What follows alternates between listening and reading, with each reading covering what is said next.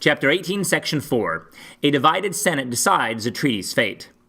A few days after returning to the White House, Wilson had a major stroke that left him partly paralyzed.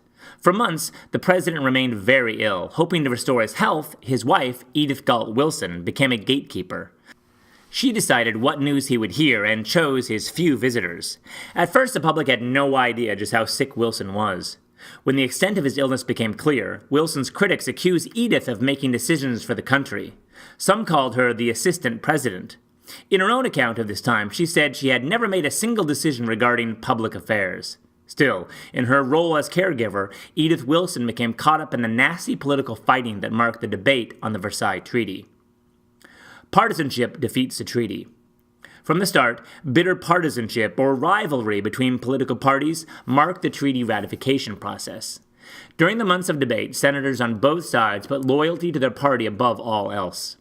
By the time the treaty came to the Senate for a vote in 1919, the reservationists had added 14 amendments to it.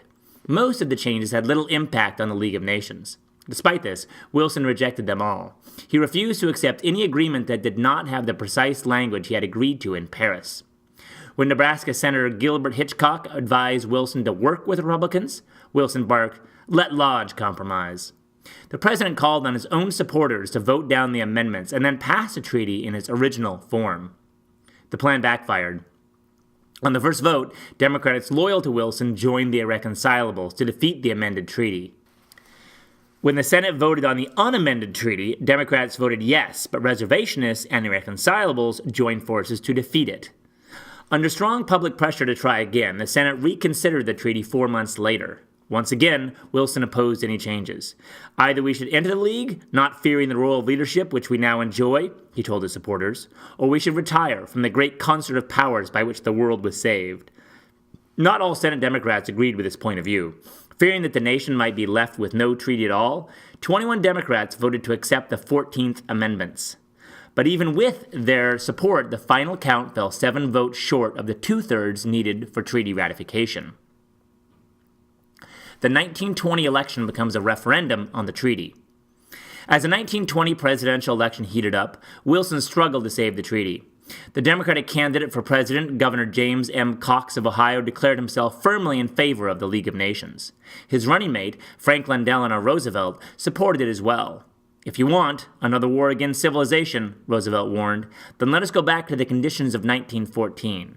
If you want the possibility of sending once more our troops and navies to foreign lands, then stay out of the League." The Republican Party straddled the issue, favoring an international association to prevent war, but opposing the League. Its candidate, Warren G. Harding, lacked conviction either way. Wilson called for the election to be a great and solemn referendum on the League of Nations. By this time, however, Americans were losing interest in the partisan debate over ratification. Issues closer to home, such as inflation and unemployment, appeared more pressing. Most people seemed to think, observed Secretary of State Robert Lansing, that Americans should attend to our own affairs and let the rest of the nation go to devil if they want to. When the votes were in, Cox received just 9.1 million votes, compared with Harding's 16.1 million. "It was not a landslide," said Wilson's private secretary, Joseph Tumulty, of the Democratic defeat. "It was an earthquake."